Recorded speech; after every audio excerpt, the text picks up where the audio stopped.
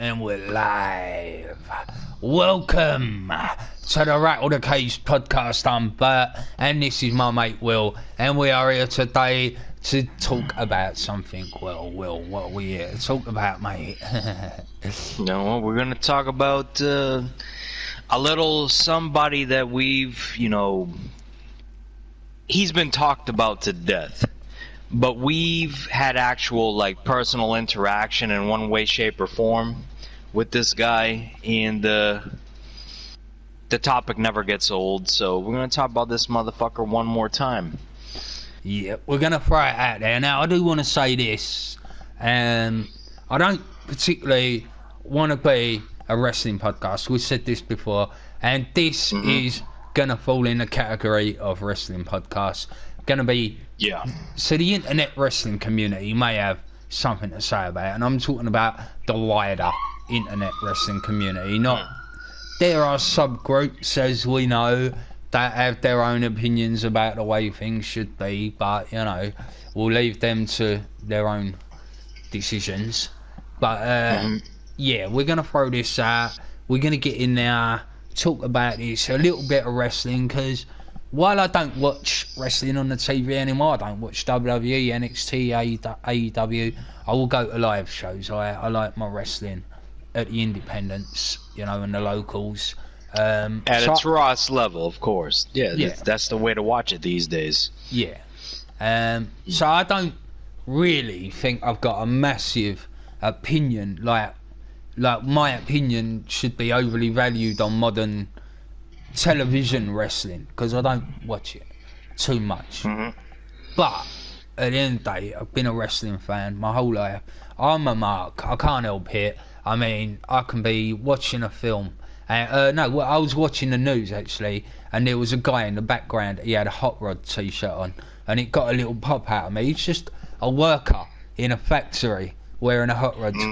But that's what I mean. I'm a mark in that way. You know what I mean? Any little wrestling thing I see, I do mark out for it, but I can't watch it these days, which takes us back to when I did watch it, back in the golden era, and then into the Attitude Era, and that's kind of where this all kicked off, right? What we're about to talk about. So take it away, mate. What's your beef?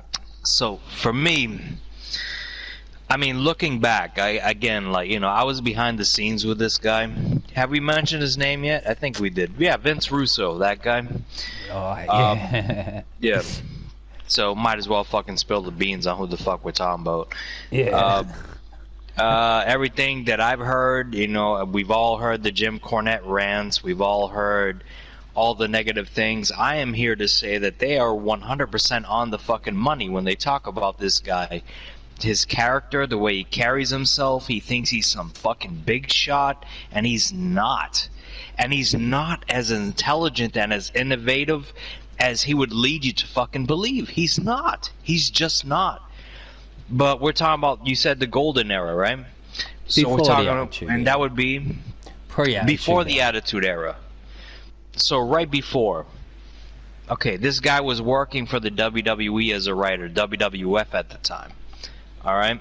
Yep. So all the stories I see and everything that I've experienced from this fucking guy, just for the brief time that I was actually to get to see the real Vince Russo, he is an ass kisser. He has no idea what he's doing. Again, Jim Cornette, everything he says about him is spot on, 100%. He has no fucking clue how to run a wrestling company. He has no fucking clue how to write a wrestling show. He has zero clue. He just feeds off the fucking what now is the internet fans. That's what he does. What he was doing back then was just reading off the feedback that he was getting off the articles that he wrote for WWE Magazine. And he thought that's how the wrestling business worked, and it's wrong. Well, I'll say this about when he was Vic Venom in the magazine. That was... Yes, I remember his fucking articles like they were yesterday, Vic Venom. But they were my favourite part of the magazine. Why is that? The bits where he did this it was like a rumours thing. It was obviously all bullshit, but it was like, oh, I've heard that the Undertaker's hanging around with this guy, or it was like a rumours thing, but it was all like bullshit. Right. So, like, kind of like a break in the kayfabe thing? Like, oh, The Undertaker's hanging around with somebody he shouldn't be hanging around with? Yeah, but then a lot of this would either make it into the storylines, or it would be the angle that Vic Venom is full of bullshit, you know what I mean? And it's like, only like 5% of what he says is true.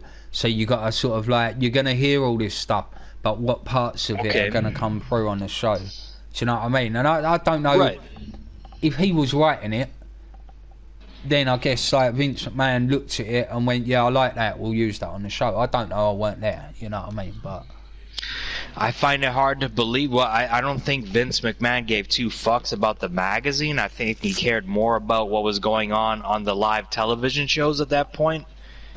So, no, I just think this guy was fucking trying to unveil the business, expose the business, as Jim Cornette would say, and fucking just try to make a mockery of it. Just be like, oh, so how come, like make a joke of it.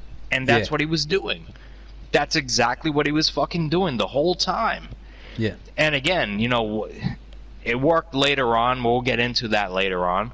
But at that point in time with the Vic Venom thing, I remember exactly what you're talking about. I've seen many articles that he wrote in those magazines and stuff. And it was just... it's as bad as what fucking the Click did in fucking Madison Square Garden, if you ask me. It's the same fucking thing. But he was just doing it at a slower pace. He's like taking the cloak off of what is professional wrestling, what makes professional wrestling what it is. Yeah. So he was the beginning of the end of he is the beginning of what the fuck we're seeing on television now. I'll leave it at that. Alright then. So that golden era, the Bret Hart, before, like, we'll go Randy Savage, straight to Snake. When Hulk Hogan was on top, we don't like Hulk Hogan, I know that, but he was on top. That era, and then we come to the Bret and the Shawn era, you know, when they was on top. And then, but at that time, right, and this is one of the things that people give Russo a lot of credit for. And like I said, I'll give him credit where credit is maybe due, maybe it's not due in these areas. That's saying we'll get into. Okay. But when we look at what there was, Bastion Booger, Duke the Dumpster Drose, Man Mountain Rock, what was his name? Henry Godwin. All these cartoon characters and all this silly shit that was going on back then. It was Vince Russo was kind of instrumental in moving away from that into characters that were more relatable, were more serious in a way. Even though, like, not everyone's a big fan of Val Venus. I like Val Venus myself. I enjoyed his matches. I thought he was funny. The gimmick, alright, you can't maybe run it as a main event world champion gimmick. Can I interrupt for 1 second, though? Go on. It's a very huge year gap, like talent gap, between what you're from Val Venus to Henry Godwin and Bastion Booger and all these guys. Oh, yeah. You know what I mean? Like, that's a huge jump, and, you know, that's like 2-3 years. But, again, at the same time, Russo was involved with the company in a creative level. Like, again, this is at the point where he's kissing Vince's ass, and why he got promoted from just a writer for the magazine to becoming actually a part of the creative crew.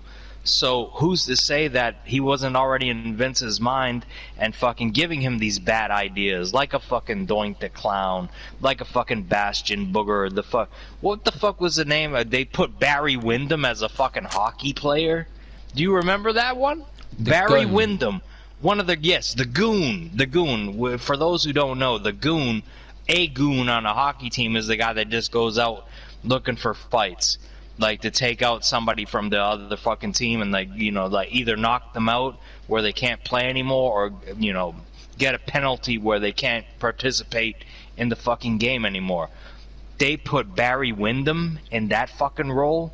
And when you see what he did in WCW later on in the 2000s, the gimmicks he gave people, I think that's a Russo idea. That's just me talking, but I don't know. I can't confirm that. But when you go back and you look at this shit, you'll see what I'm talking about. That is possible. But was it Tracy Smothers? Tracy Smothers? What? I know who Tracy Smothers is. Was he the guy? What about him? No, I'm not sure because you're saying Barry Windham. I'm kind of. It was Barry Windham. The goon was Barry Windham. Oh, yes. Yep, fair enough then. Yeah. Yes. I had a feeling it was Tracy. You didn't know that? Yeah. I had it's a feeling very it was rare that I Tracy drop Smothers. some knowledge on you because you know a whole hell of a lot of shit. But no, the goon was Barry Windham. All right. Yeah. So, yeah, I remember that. And that's fucking insanity. But yeah. So I don't know. Mate, that's something I give him credit for. Is moving away from that. But then, like you say, maybe he was responsible for some of that. I wasn't there for that. Do you know what I mean? We weren't. But you know. But then he's credited with the Austin McMahon feud, Stone Cold Steve Austin himself, the Undertaker and Kane feud, the Austin and Rock feud. Do you know what I mean? And a lot of that stuff. And I'm not saying he's, you know, solely responsible for it. It's the fucking wrestlers. It's those wrestlers that made that Thank you. work. Do you know what I mean? But, thank you. I was just about to say those guys wrote their stories themselves. Like they did that. Yeah, they made it work. And they did the majority of it. You know what I mean? He may have whatever his input was, but he takes a lot of credit for that kind of stuff. And whether that why? But why? Like they're over. They're already over. Yeah. He didn't write Austin's promo, the Austin 316 promo when he won the King of the Ring. I remember that promo like it was yesterday. Yeah. Like as soon as that fucking happened, I'm like, this guy is going to be one of the greatest. Once he cut that promo, I already knew he was good from WCW. Yeah. Vince Russo had nothing to do, but again, there were no scripted promos at that point in time. No. Steve Austin made himself a star. The Rock made himself a star. Vince Russo had nothing to do with that. Very little input. Let's be fucking real, guys. Come on now. Get the fuck out of here. This guy... Yeah. I could go on and on, bro, but I want... You know what I mean? I'm not... I'm gonna let you do No, mate, do your thing. You got the stronger opinion on this. I don't like him. I do.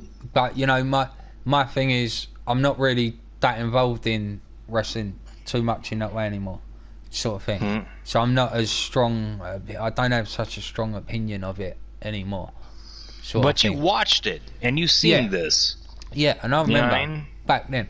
And I would say, like I said, it's not like that Attitude Era. You know, it's like people say we need to go back to the Attitude Era.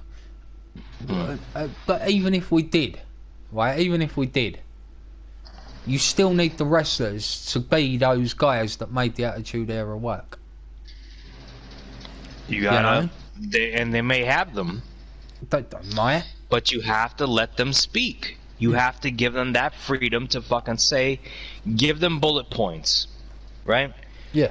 And more often than not, you know, say, oh yeah, you're in a feud with The Rock. So you've been watching The Rock on fucking TV for months, years at some point. You know what he does. You know how to fucking get on his bad side. Yeah. You know what I mean? Like, just think for yourself, how and why should I be an enemy of this guy? Yeah. You know what I mean? What is the reason why I interrupted one of his matches? Why did I interfere? Why did I attack him backstage? You don't need a Vince Russo or a fucking writer to tell you that. The wrestlers know that themselves. That's the way it's always been. So for this guy to fucking come out here and say, I'm the creative genius that fucking orchestrated the greatest fucking period in wrestling of all fucking time, that's an egomaniac and a psychopath, if you ask me. The guy doesn't... Fuck that guy.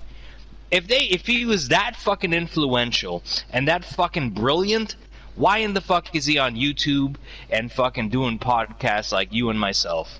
Yep. Rather than running a fucking multi-billion-dollar fucking organization of his own, rivaling Vince fucking McMahon. Why? And a better question is, why is he not still working for Vince McMahon or working for anybody in that fucking, you know, instance? Why is he not working for AEW? Why is TNA not want to fucking hire him back if he's that brilliant of a fucking mind? The sad state of affairs that fucking TNA is in. Why is that? Because you fucking suck. You're a fucking con artist, and you got exposed finally. And, you know, sometimes it takes time.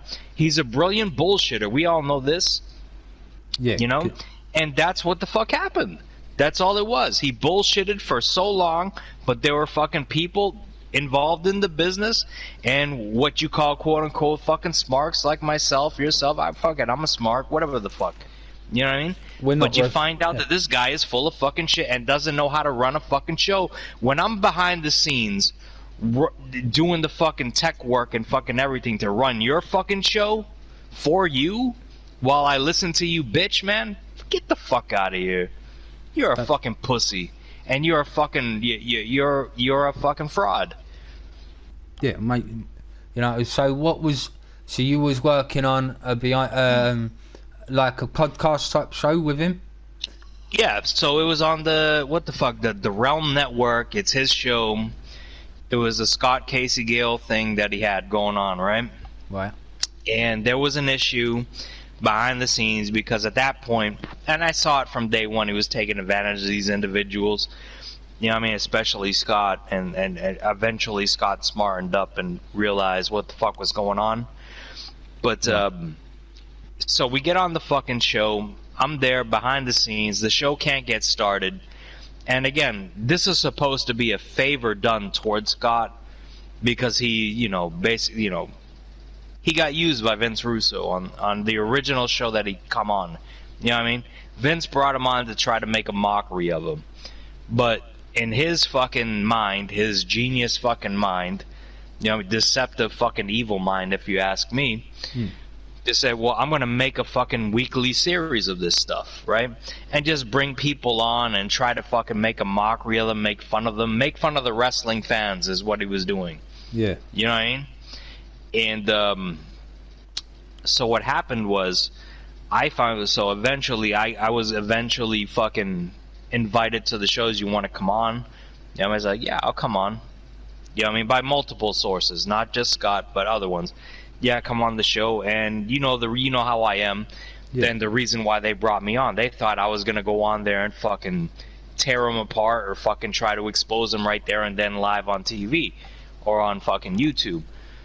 But I knew better because, well, quite frankly, fucking Unigamer Jeff Welch, if you guys know who I'm talking about. Oh yeah. He kind of beat me to it, but I could have done it sooner. You know what I mean? I could have done it sooner, but I learned, like, you know what? Even if I did, it would have never fucking made the airwaves. It would have never fucking been seen because of the control he has behind the scenes on his part. They would never fucking allow it to be aired. And believe me, I wanted to. And I seen the way, like, he just tries to poke fun at the wrestling fans. He likes to belittle the wrestling fans. He has no respect for wrestling fans or the wrestling business itself. Okay? Let's get that one right at the fight. That's a fucking fact. Alright? He sees it as a fucking joke, and we see him as a fucking joke. Let's just be honest. So anyway, like, I'm there solving all the problems to actually get the fucking show started. And in my mind, I'm thinking, like, motherfucker, you're supposed to be a professional. You've run $1 million fucking companies, right? You're claiming credit for running fucking $1 million companies, being the fucking key part of the success of multi-million-dollar companies. Not one, but two, WWF and WCW. And here I am just trying to run a fucking normal fucking Google Hangout Skype call, and you can't do that? And if you can't do that, how in the fuck am I supposed to take you serious and think that you actually were responsible for the creation and the fucking, you know, the big boom period of professional wrestling? You're a fucking liar and a piece of shit. That's the way I feel about it. Take it from there. Yeah, no, I think you're right. And with that, let's move on to WCW. Let's talk about Vince Russo. Did he kill WCW? Yes. Actually, no. Sorry. Yeah, no. Let's. He didn't do it by himself. Obviously, he didn't do it by himself. But he brought a bunch of his fucking douchebag, no knowing fucking, you know, cocksucking retards with him. Yeah. What was the fucking guy that run the Duck Man? What the fuck is his name? Ed Ferrara. The fucking idiot that. Yeah, Ed Ferrara. That piece of fucking garbage too, man. What the fuck? Where the fuck is he now in 2020? Has anybody heard from him? Is he on anybody's fucking radar? Last I heard of him, he was doing that Oklahoma thing. That was the last time I heard his name. Right, and where was that? 1999, 2000? Something like 20 that, fucking years ago. You ain't heard from this motherfucker. But he's supposed to be innovative and fucking creative, and this guy was a brilliant fucking mind in the business. He's worthless. Piece of fucking shit. Just like his fucking counterpart from Brooklyn, New York. Fuck out of here. So when he went to WCW, right, we're quite happy to say he's not solely responsible, that there was Eric Bischoff and all the backstage he is, because he's the one that brought his regime down with him. Yeah. You know what I mean? He brought that fucking crew down with him. That was, first of all right, don't get me twisted. I'm not. WCW was already fucking dying. You know what I mean? Eric Bischoff didn't do them any favors either. You know what I mean? That shit was already a sinking ship, but it was the rock, that the final fucking iceberg, you know, if you want to compare it to the fucking Titanic. Like, there was the iceberg that broke the fucking thing that was down was Vince Russo and Ed Ferrara. That was it. And when they fucking said that shit, you know what I mean? When they said that shit about Jim Ross on TV, they were done. They were done. Alright, just one thing I forgot to mention on the Raw. Raw was at its lowest ratings of all time, and in 3 years of Vince Russo getting there, he got the highest ratings, and it beat WCW's undefeated. Well, why is that due to him? I'm not saying that. I'm just saying that's one of the things that he takes credit for. But I just remembered it. Why would anybody believe that? Like, why would it be because of him? What did he do that was so revolutionary? According to him, he created the Attitude Era, created the Austin McMahon, Kane and Undertaker. Austin He did that. According to him. So he went in there and wrote Vince McMahon's script for him when he went out to the ring. Apparently so. Or his storyline. Do you believe that for 1 second? Not really. That he wrote a script for Vince McMahon? Not really. I think he might have been in on it, but at the end of the day, and this is a point I will get to later, but everything at the end of the day gets signed off by Vince McMahon. So at the end of the day, Vince is the one responsible. But again, at the same...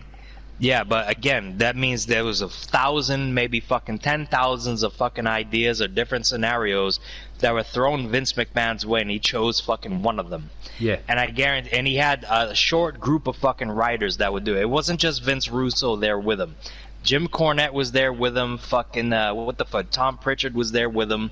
It wasn't just fucking Vince himself. Okay. No.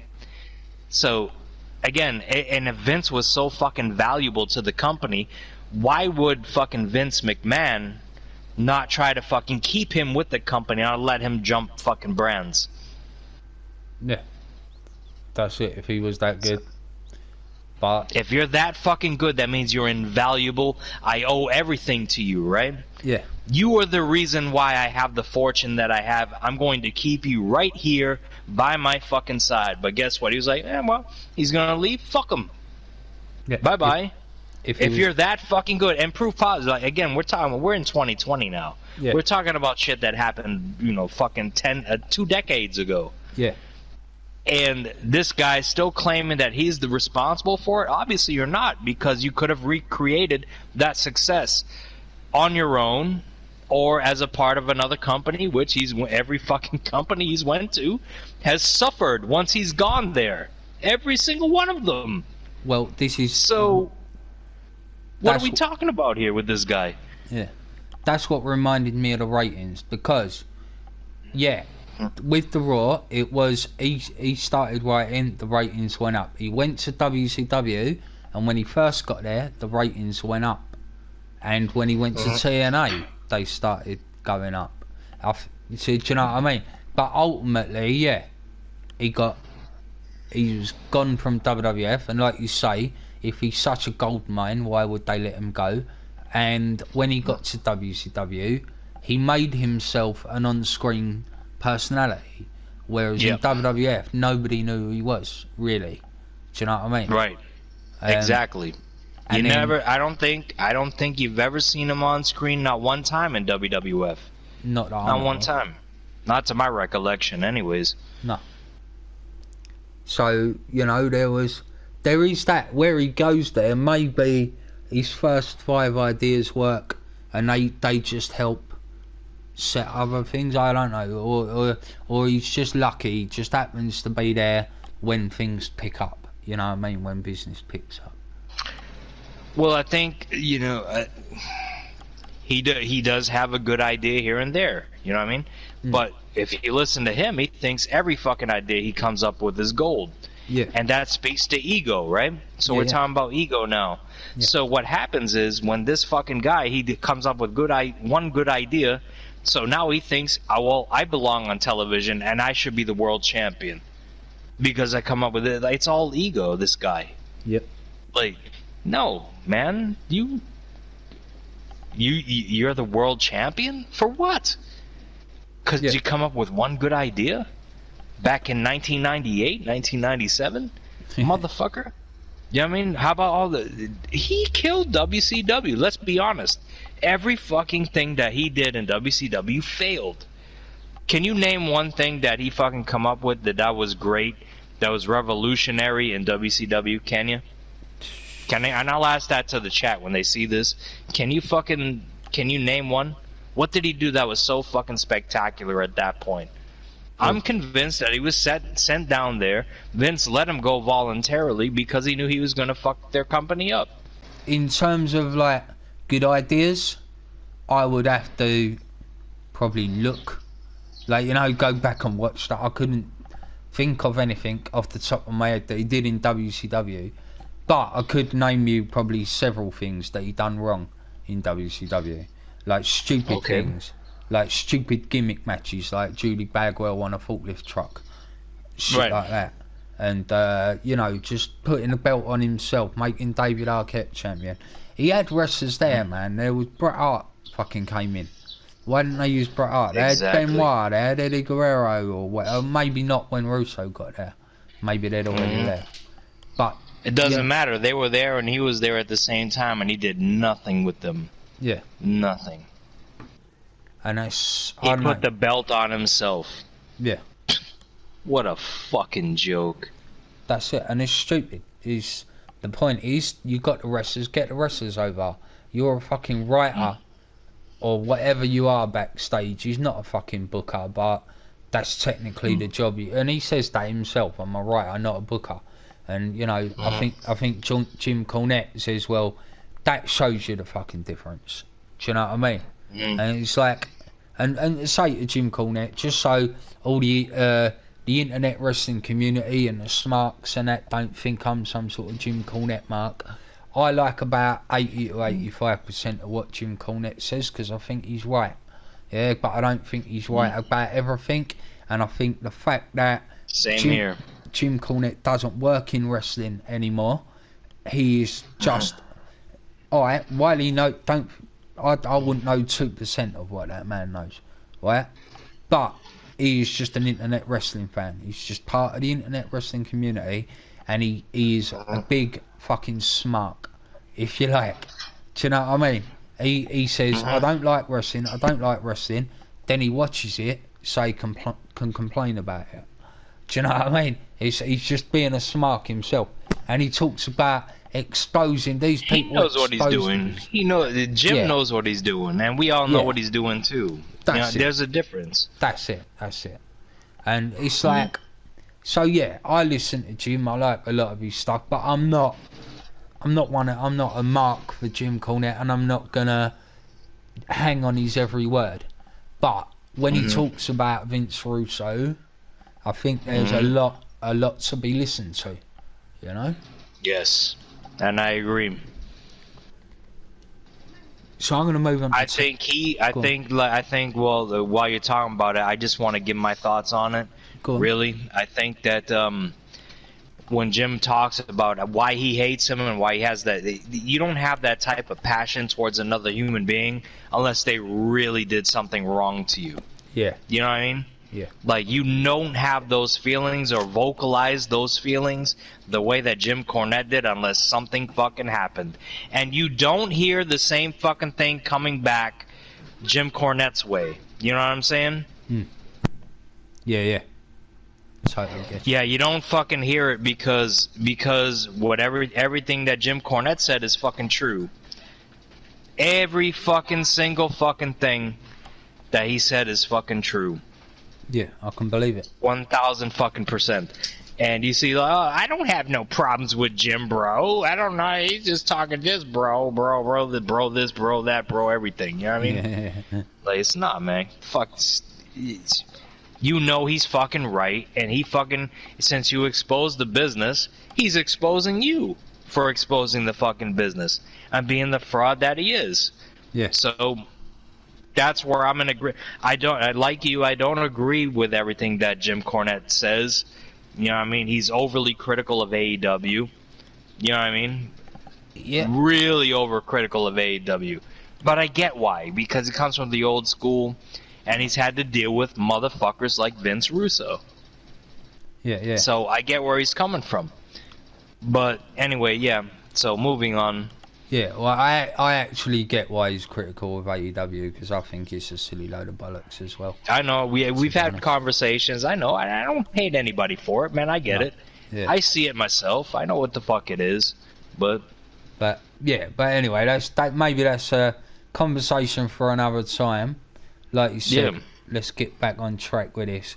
Let's move on to TNA. Vince Russo in TNA. Now, what I'll say about this, right? I actually thought Vince Russo was alright when he was in TNA. Well, he done some stuff that, to me, he was keeping his head down, I think. And he was just doing his bit. There was some stuff he did I didn't like. I'll get into that later, maybe in a bit. But I want to talk about how he put the knockouts, how he put the women's division at the forefront of TNA and made the women's division mean something. It wasn't just divas.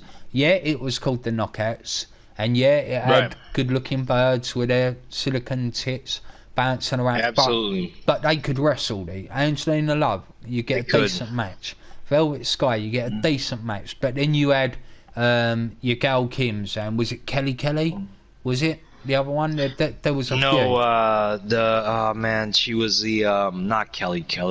Kelly never went to TNA as far as I know. I can't remember. But they had a lookalike of her, one of the Von Erichs. I forget her first name, but the Von Erich chick. Yeah, no, Lacey Von Erich. There was another. It weren't Kelly. I'm not sure it was. There was another blonde, but that had a massive feud with Gail Kim, and she had a good. But they had Awesome Kong there that was doing well. I'm pretty sure that's the Von Erich, because I think I don't think I know. We seen them have a hardcore match, myself, Jesse, and his brother. We watched a Slammiversary. I think it was 2013 or 14, and they had one of the better matches of that night.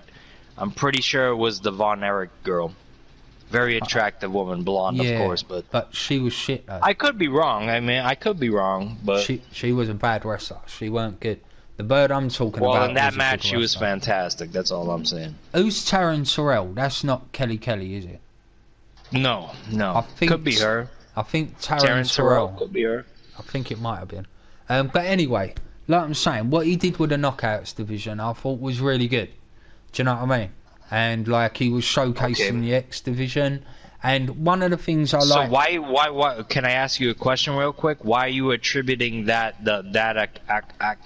all those acquisitions to the women's division to him? Well, these are the things that apparently he's written and he's implemented in TNA, which is not disputed as far as I know. So he signed the talent? You telling me he signed the talent? I don't know about signing the talent, but he was the one that sort of, as far as I know, and I might be wrong, this is only through research, you know, but he was the one that initiated making the Knockouts division like a feature on the show. So that was one of his goals, okay. Right. Well, that makes sense, yeah. And for that, I'll give him a lot of respect and a lot of credit. But that's one thing, you know. The other thing I really like about Russo, and he's done this in everywhere he's been, WWF, WCW, TNA, he will give guys, undercard guys, mid-card guys, bottom of the card guys, he'll give them a gimmick, and he'll give them a storyline, and he'll give them a chance to show what they can do. and he did that in TNA quite a lot, in particular with Stevie Richards. And I know you might not like him, a lot of people might think, oh, whatever, you know, oh, he's just a jobber. But these people, you know, they get called jobbers. I call them, and Lanny Poffo, this is what Lanny Poffo calls them, he's the guys that make everyone else look good. The guys that work their bollocks off to make everyone else look good. Triple H, The Rock, Austin, Jericho, Bret Hart, Shawn Michaels, Undertaker, they all had to work with your Bob Hollies, your Stevie Richards, your guys like that, to make them look good. Do you know what I mean? So I've got a lot of respect for undercard guys and people, like, you know what I mean? As should we all. As should we all. And, but I always had this thing, I could see that Stevie had something, and in WWF, they had him in RTC, and that group was the most hated group. Everyone, you know what I mean? And eventually... Well, this is where, alright, so I'm glad you mentioned that name. I apologize for cutting you off. Go on. But here's the reason why Stevie Richards, given all the opportunities that he got, was never going to get over, because he was a knockoff of Shawn Michaels. Yeah. And you cannot fucking be a knockoff of Shawn Michaels. So if that was one of Vince Russo's brilliant ideas, that we got the next Shawn Michaels and Stevie Richards, and you fucked up royally right there and then. Yeah, I don't know. That's my response to that. Yeah. But it was when he let him do his stuff with Abyss in TNA, you really got to start to see what he was capable of. He had some great matches, like AJ Styles, Jay Lethal, quite a few people. Who's not going to have a bad match against those guys, though? Oh, yeah, of course, you know what I mean? But, like, it really showed what he was capable of. And it's like, so for that... But where does, where does Vince Russo factor into any of this?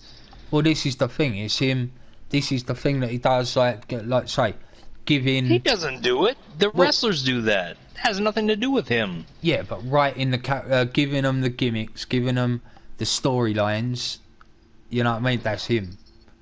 And that's, like, you know, like, take Crash Holly, right? But he's not booking. He's not the booker. No, he's just the fucking... Yeah. He's not the booker. Yeah. You know what I mean? They're people don't understand that. Like, you got your writers, and then you have a booker, okay? They're two different things. Yeah, of course. So, booking the matches, like, I want AJ versus this guy. That's up to the booker. And then it's up to the writer to fucking write out a scenario where the match is going to be good. Yeah, if that's the way that... Okay? Yeah. Does that make sense? Am I off kilter? Like, am I fucking talking nonsense? No, well, that's obvious, isn't it? That's the way it works. Right. You know what I mean? That's the way it works. If you've got writers, you know what I mean? It's like... Right. You got Which is what Vince Russo is supposed to be. Yeah. Head of creative. Yeah, that's it. But that's, again, is he getting too much credit for these things? He's like what I'm saying. It's like, he can say, yeah, I did this, I did that, I did this, I did that. But, like you're saying, the job is split into different roles. And it's He thinks he's fucking Vince McMahon. At that point in time, the time period you're talking about, at this point, he feels like he's king fucking ding-a-ling. He's fucking God amongst men. He thinks he's fucking Vince McMahon. Yeah. Because he's playing the role of Vince McMahon in fucking TNA, which, let's be honest, wasn't really, you know, it had the potential to be competition to WWE, but it was never going to happen. No. You know what I mean? From the people that they hired all the wrong people. Had they not hired Hogan, Bischoff, Russo, all these guys that were looking to strip mine the business to get their last payday. You know what I mean? Literally, like, when you look at the talent level at that point in time, was it 2010, 2011? Yeah. Where they signed all these fucking guys. They already had a legitimate roster that people were fucking interested in, including myself.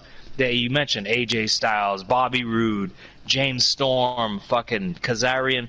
Their X division was fucking revolutionizing the wrestling business. You didn't need somebody like Russo to come in and write television. They were already doing good. Samoa Joe, so on and so forth. You know what I mean? They signed fucking. They were able to get top talent from WWE. They got Kurt Angle, a Hall of Famer. Yeah. You know what I mean? Booker T, Hall of Famer. They had all these guys. Kevin Nash. all these big names, and Kevin Nash not being one of, because he's a Bischoff fucking strip mining Hogan type of motherfucker, right? Yeah. But still, they had the fucking assets to get these fucking guys. Why sign Russo and fuck it all up? And that's exactly what happened. Every time that fucking guy's name get attached to something, it ends up being fucking going sour. Correct me if I'm wrong. Well, it does seem that way, doesn't it? Everywhere he goes, everything goes downhill. But I wouldn't blame him for TNA. I blame Hogan and Bischoff for that. TNA was doing fine. Make him a trio. Yeah. He was the icing on the fucking cake. But I don't. Go ahead. Yeah, I don't know. I thought TNA was doing all right, even while he was there. And I just think it was Hogan and Bischoff that killed TNA off, personally. But. And hey, man, you know what? And you might be. I can't disagree. I really can't. Yeah. But you got 3 fucking. Imagine already being ill. And then you inject 3 other fucking viruses into your system. Yeah. That's what the fuck they did. Hogan, Bischoff, and fucking Russo. Oh, no. You must not want to survive then. That's business suicide, I'll call it. Well, it's like, you've only got to look at WCW and go, well, you had those 3 running WCW. Look what happened now. If I'm Dixie Carter or whoever's got TNA at the time, I'm like, well, I don't want them 3 running the fucking company, do I? Do you know what I mean? But no. She's freaking shit, so. Do you know what I mean? Yeah, I do. 100%, man. So, I don't know, something else, so popped into my mind while we're on the subject of TNA. There was something Vince Russo did in TNA. Now, I've watched the video, and it's a match between Jeff Jarrett and Curt Hennig. Curt Hennig had only been in TNA like 10 minutes. I think he had a match with R-Truth, and then he had a world title match with Jeff Jarrett. At the end of the match, Vince Russo comes out before, you know what I mean, for a run-in. Russo comes out. He's got a guitar in his hand, and he smashes this guitar across Curt Hennig's spine twice. Right? The guitar does not smash. Not 1 time, 2 times. So the guitar wasn't gimmicked. As far as I can tell, it wasn't gimmicked because it didn't shatter and it didn't even really break. But he hit Curt Hennig across the spine twice. Now everyone knows what Curt Hennig's back injuries, his spinal injuries that he's had. Right, now he hit him with this twice, and straight away, that is one of the main reasons I fucking hate Vince Russo. Because that is a stupid fucking cunting thing to do. You know the man's... If you don't know the man's history, then you shouldn't be fucking doing things like that. You should ask him, can I smash you over the back with a guitar? And if I do, it's going to be a real guitar. And he'd probably turn around and say, no, fuck off. Yeah? He probably Curt Hennig probably thought it was going to be a gimmick guitar. But it didn't look that way. Now, Curt Hennig then went on, within a few months, to die in his hotel room from a cocaine overdose. Now, was he taking this cocaine to deal with the pain that he may have felt in his spine as a result of Vince Russo smacking him over the back twice with a non-gimmick guitar? So... I don't know. I'm not, I can't say it, but part of me holds Vince Russo partially responsible for the death of my favourite wrestler. Well, there you go. And I'll even add upon that, man. I'll put the icing on the cake for you, man. Why in the fuck would Roddy Piper come out on fucking live TV? I'm assuming it was live. I'm pretty sure it was. And asked Vince Russo to his face, did you kill my cousin, talking about Owen Hart? Why would he say that in the middle of the ring if he wasn't looking to make a point? Like, you are a fucking piece of garbage. And these are the reasons why this fucking guy is not involved in the wrestling business, and why fucking every major organization on the planet will not give him a fucking job, because they know what he's done. He's the fucking cause of people losing their fucking livelihood. Not saying like necessarily death, but, in these 2 cases, yes. 2 fucking wrestlers have died. Why in the fuck Are you gonna fucking put Owen Hart in the blue blazer outfit and have him float down from the? He's should have been one of the hottest fucking prospects in the wrestling business right now, coming off of the Montreal Screwjob.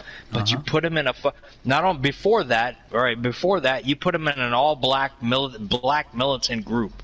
He's a white Canadian guy. Why in the fuck would you do that if you're not trying to bury this guy? So that doesn't work. He still sticks around. He's still loyal to the fucking company because he's trying to get some money, right? Yeah. Because if anybody knows how Owen Hart is, I apologize for the sirens, but we're gonna have some, like that protest and fucking riots and shit. It's coming to this town tonight. So that's why you're hearing all that. So I apologize for that. For people who don't know, I apologize. You know, when you hear this, that's what it is, man. It's an unfortunate situation that we shouldn't even be fucking going through, but it's going down and whatever. Yeah. But anyways, so back to what I was talking about. Like, so they put him in that fucking situation. He's a fucking white Canadian guy in a black militant group, the nation of fucking domination. Why? What the fuck? He should have been a fucking revenge fucking program with Shawn Michaels at that point. You know what I mean? Or whatever. In a better situation. Like, the gimmick doesn't suit. And then that doesn't work because it was obviously never going to fucking work. Okay? These are all Vince Russo ideas, by the way, because he's the head of creative. Okay? Yeah. And then after that, they put him in the fucking blue blazer outfit again. The shit didn't even work when we were kids, you and myself. Yeah. You know what I mean? You seen the fucking guy who's a great fucking athlete, but didn't hold your attention for more than 5 minutes. Because it's just the blue blazer. First and foremost, I did love the blue blazer. He looked superhero-like, but when you see, you know, his brother come out afterwards and put on a 5-star classic, you forget about it instantly. Yeah. You know what I mean? Like, it's so these are all Vince Russo ideas. Yeah, let's put him in the blue blazer outfit again, hang him from the fucking arena and fucking fly him into the fucking ring and put the wrong harness on him. They killed that fucking guy. Fuck. So that was the icing on the cake for me. Fuck this guy. Yeah. You're supposed to be this fucking superb fucking mind and wrestling. I consider you, Bert. When I talk to you, like, and we talk very often about these same things. You know what I mean? We talk about wrestling. You are a genius when it comes to booking and shit like this. And then this guy's making millions of fucking dollars and has no fucking idea what the fuck he's doing. He has no fucking idea what he's doing, and it's fucking killed people. Yeah. Involuntary, you know, not literally fucking grab him by the throat and kill him, but you know what I mean. Involuntary fucking manslaughter should be on his fucking prison record. He's indirect, but it's not indirect, isn't it? Yeah, like. Yeah. He shouldn't. Owen Hart should never have been in that, and that's why. I think Randy Savage said some shit about him too in TNA. If people forget that Randy Savage is in TNA for about fucking 2 minutes. Yeah. But when fucking Roddy, you know Roddy ain't gonna keep his mouth shut. Roddy fucking comes out and said, "Do you kill my cousin?" Yeah. That was all you needed to know about that guy. That's it. Roddy ain't gonna say that live on TV or for any type of public audience to actually see that. Unless he fucking, you know what I mean? Unless it was truth and he meant it. And he did. And the one thing I will say, and this is not to defend Russo, but it is, like, it was his idea, it was his thing. But it goes back to that thing of it would not have happened if Vince McMahon had not signed off on it. True. Yep. So ultimately, I think it falls to Vince McMahon.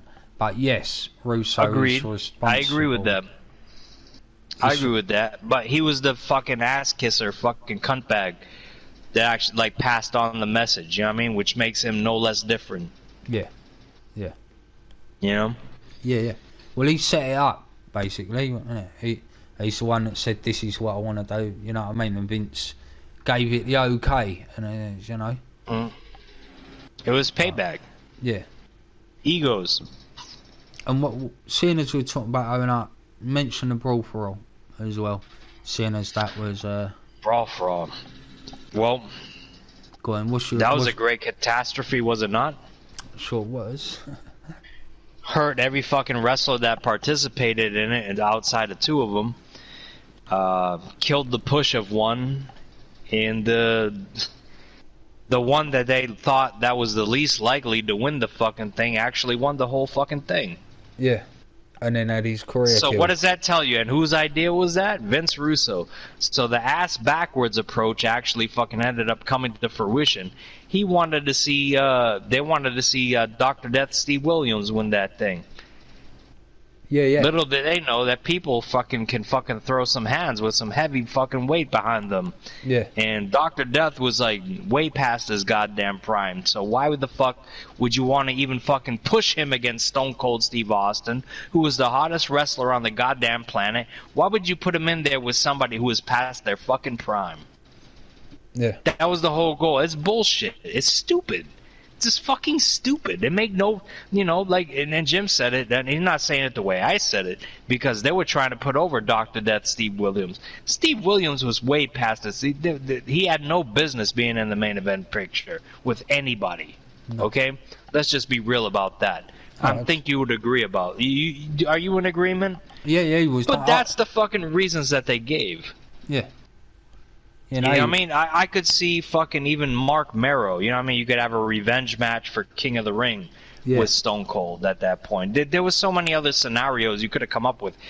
And this is just for me. You know what I mean? Everyday fucking normal fucking smark J-Brone fucking booking for you. But this guy's a creative fucking genius and I had to run his fucking show behind the scenes. Get the fuck out of here, bro. Fuck you, Vince Russo. And fuck the family that gave birth to you.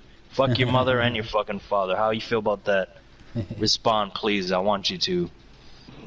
So where was I? Yeah, so the Brawl for All. So fucking Bart Gunn ends up winning the fucking thing. He already had a reputation in the fucking, in the fucking back with the boys. That he could knock the shit out of people. Like, when he goes into bars, people had respect for him. And then, you know what I mean? Like, he ended up going in there and knocking the shit out of everybody. Not saying he's a great fucking fighter. Obviously, he wasn't. But as far as the fucking talent goes, the fucking guy was legit. Or what they would call a shooter. You know what I mean? Yeah. Like the fucking guy, if you fuck with him, he's gonna knock the fucking shit out of you. Yeah. But so, and then when you watch the Vice document, I apologize for interrupting. Yeah, that's what I wanted to get. So they went into the Vice document, and Vince Russo fucking goes on there. I just wanted to see JBL get his ass kicked. So you set up that tournament to just see one fucking guy get his up and comings? This is a creative genius? No, that was him abusing his power. I just wanted to see JBL fucking get his ass kicked. Watch it back. Yeah. He set up that fucking Brawl for All tournament to see JBL get fucked up by somebody. He didn't care who the fuck did it. Yeah. As long as he got his ass whooped. Yep. And in that process, and this is where Jim Cornette shit, man, I wish I could watch. I buy that shit on pay-per-view. If Jim Cornette goes on there and we'd be, have them fucking have a whatever type of fight, boxing, kickbox, whatever the fuck it may be. Just chuck him But in he a was cage. on there. You fucking cost the company millions of fucking dollars, but this guy's a creative genius. And you fucking openly admitted, and I understand why they didn't fucking have him on the Owen Hart one, too. Because he would have further fucking buried himself as a fucking piece of shit, no good fucking retard. And I don't have any problem saying that, alright? I know a lot of people have a fucking problem saying that word, but that's what the fuck that guy is to me. He is a fucking retard. That word is applicable to certain people like that. Whatever, I don't give a fuck. You could bleep it out if you want to. No, you know what I mean? You say what but you want that to say, fucking man. guy, you know what I'm saying, you know what I mean? He fucking did that he had no regard for what the product was going to be. He had no fucking regard for how successful. It was a personal agenda, you know what I mean? Talking about ego again with this guy. That's the common trend with him, ego. This fucking guy had no compassion for what the fuck the results were going to be. He didn't give a fuck if it was going to get ratings or not. He just wanted to punish JBL on live TV because he thought he was God. He thought he was running the fucking shit, and eventually he got caught. And that's it. And they sent him on his merry fucking way. And that was all. Like, I don't see Vince McMahon regretting the decision to let him fucking go. Do you? I don't. Not in the slightest, mate. And that kind of brings me to probably my last point, or my last story. was one company we haven't talked about that Vince Russo I think was detriment, like was a big part of why they declined and why they ultimately went under. There was a UK independent promotion that I was involved with, and like I knew the owner very well, I knew all the wrestlers very well. I spent a lot of time with all of them, and you know, I spent years at that place. Now it was running fine, and I don't really want to name drop the promotion and the wrestlers in some respects, don't have to. because if they're on good terms with Russo or whatever, or even if I say things and it causes, I don't want to cause people problems, you know. But there were a lot of big name British talent that are now out there in New Japan, AEW, and WWE, right? To say a lot of those guys, yeah. And basically they was running these shows, and they was getting, like, bear in mind the halls over here are not that big, and you only get like 100 to 200 people depending on the size of the hall a lot of the time. Now they was selling out their halls, and they were selling them out on these talented British wrestlers and imports that they were bringing in from like all over the place. Lucha Underground, WXW, the German promotion, all over the place, all over the world, Ring of Honor. They was all coming in, and they was having great shows, packed out crowds, and then for some reason, and I'm not sure whether the promoter contacted him or Vince contacted the promoter, but I did talk to the promoter about this. But he basically got him to come in and start writing some storylines, start booking some matches. And Vince Russo did work as a writer and booker at that promotion. Now, the moment Vince Russo come in, I got there that day, and he was stood at a table with one of the wrestlers who I'm really good friends with, and he's one of the guys that whenever I get to the building, he's one of the first ones I'll go and say hello to, and we'll have a chat and all that before the show starts and everything. But Vince Russo was stood right next to him. Now me and my nephew, you know my nephew, and we've gone up and we're talking to this wrestler that we know, our friend, and Vince Russo stood right next to him. Now we must have been there 10-15 minutes talking to this guy. Not once did we even look at Vince Russo. Vince Russo walked away. The wrestler said to us, "Hey, it's Vince Russo there." We've gone, like we give a fuck, and he pissed himself laughing. Right. So, alright, there was that. But anyway, he's come in. He's taken people that were baby faces and that were over as fuck as faces, and he turned them heel and created a faction that was a stupid fucking faction. Like, it was good. The wrestlers in it were good. Don't get me wrong. I'm not having a go at the wrestlers, but the faction was like people that had been feuding. It was people that were faces and were now turned heels.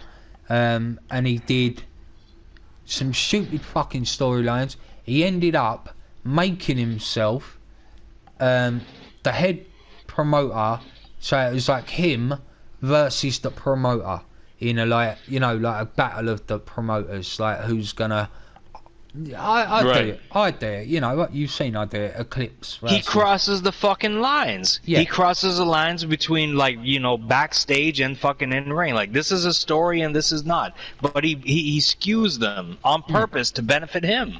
Yeah, that's what it is. And he ultimately, like, he brings in people.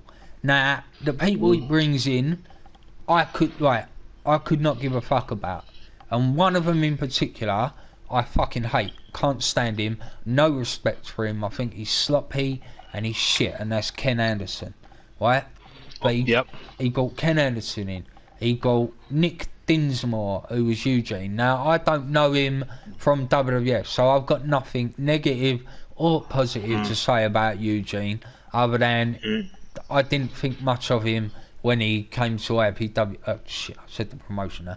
When he came to the promotion, yeah, when he came there for one show, and I sat in a bar talking to Zack Sabre Jr. and his girlfriend. I might as well fucking say a couple of names now, but And Vince Well, Russo... fuck it, well, mention the fucking names, man. No, fuck these guys, man. What the fuck is he gonna do?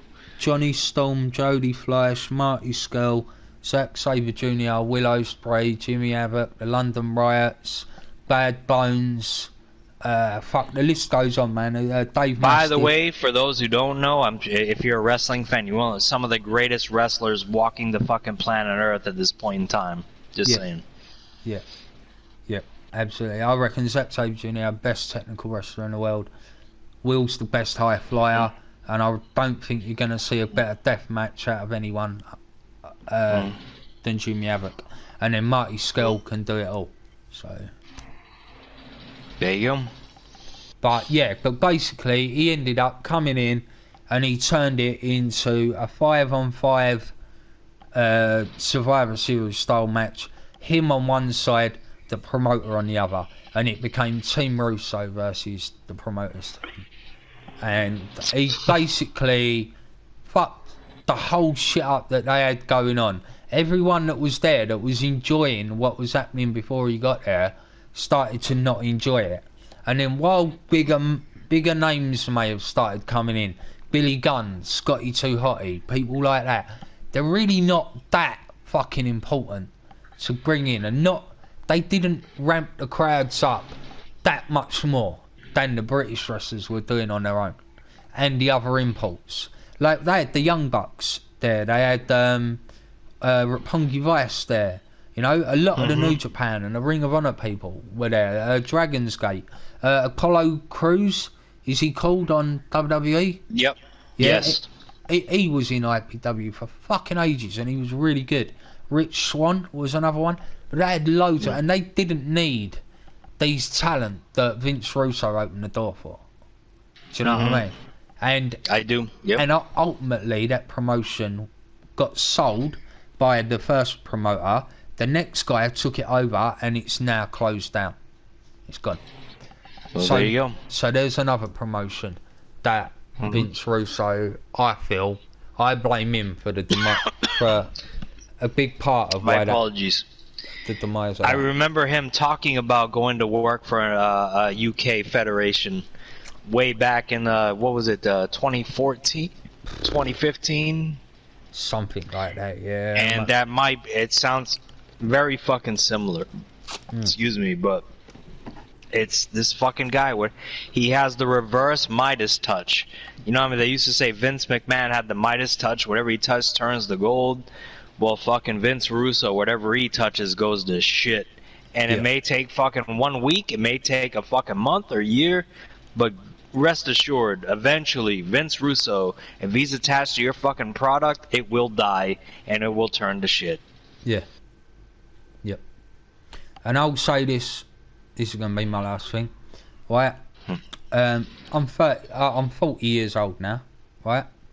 I have not worked in the WWE, AEW, or any mainstream televised wrestling promotion. I've worked in and around independents and training school promotions. Right? Now, I'm 40 years old. If you took me, if Vince McMahon or Tony Khan hired me now, I bet you, in the next 25 years, I could do better stuff than Vince Russo did in his 25 years, and he was 38 when he started. I agree. All I'm saying is I could do more, I know more now than Vince Russo does now, in some respects. Don't get me wrong, he probably knows more about how the behind the scenes working of a televised wrestling promotion works. I get that, you know what I mean? But as far as a weekly show goes, I would say that, but outside of that, no. I don't. He got nothing on. Like this isn't me kissing your ass. No. But you know, and I know, and everybody who's familiar with you knows, and you know what we're involved in, and what we what we do. We know. Like you are fucking. You have a brilliant mind for this fucking business. So, yeah, I'll go ahead, just continue because. Yeah, no, that was about You're speaking the fucking truth. Well, that's the truth. Yeah. And I'm saying, in his 25, if you say he started 25 years ago, if you put back to back all the really good stuff that he's done, like in like hour, if you put it back to back in days, would he reach a month of good ideas? No. And that was the thing. That was what they all said about him. He would throw 1,000 fucking ideas at you, and they would take the 2 that work, and that's the ones they would use. Yeah. The question I have is, why are you allowing this fucking guy to throw 1,000 ideas at you outside of listening to the other guys that have maybe some good ideas? Yeah. You know what I mean? Some more good ideas to add to that fucking, chalkboard or whatever the fuck they were using at that point in time. Yeah. It baffles my fucking mind why this guy was allowed to do what the fuck he was able to fucking do, and he should consider himself fucking lucky, from my perspective, that he actually fucking made it as far as he has. Yeah. And that's it. And I'll leave it at that. It's amazing to me that you went as far as you did with the fucking talent that you have, which is fucking zero, if you ask me. Yeah. A 5-year-old could come up with the fucking ideas that he come up with, and I'm just being real when I say that. And I'll leave it at that. That's my closing statements on Mr. Russo. All right then. Well, that sounds all good to me. So all you internet wrestling community people, all you smarks, anyone with an opinion, Jim Cornette, if you happen to listen to this, let me know what you think. Yeah. I hope he does. So, it's been a good one. It's been an interesting one. And hopefully we've rattled a few cages. This has been honest. This has been open. And I've tried to play both sides of the field, both sides of the fence a little bit. So, if any of you got any opinions, let us know. Jeff Lane, we're talking to you, motherfucker. And use your real fucking YouTube account, too. Don't come in as a sock account. I want to hear from Jeff Lane, the fucking, the fucking soul-licking, ass-kissing fucking piece of shit that he is. I have no idea who that is. No idea. He's the fucking guy he's the co-host of Vince Russo's shit. Ah, so right, yeah. Yeah, fuck Jeff him and Lane. He's the one that takes all the heat for Vince Russo's fucking shortcomings. That guy. Yeah. But anyway, I'll leave it at that. Alright, sweet. So, check out the Rattle the Cage podcast on Podbean. We're on YouTube, and sooner or later we'll be on what's the other one called? Spotify and iTunes. So yeah, check us out. Check out our old episodes, veganism and sentient earth. It's all good. I'm back and I'm out of here. I'm Will. We are fucking out of here, man. Thanks for watching. Thanks for listening. We appreciate it. Let's make this motherfucker grow as big as it can be, because we speak nothing but truth here.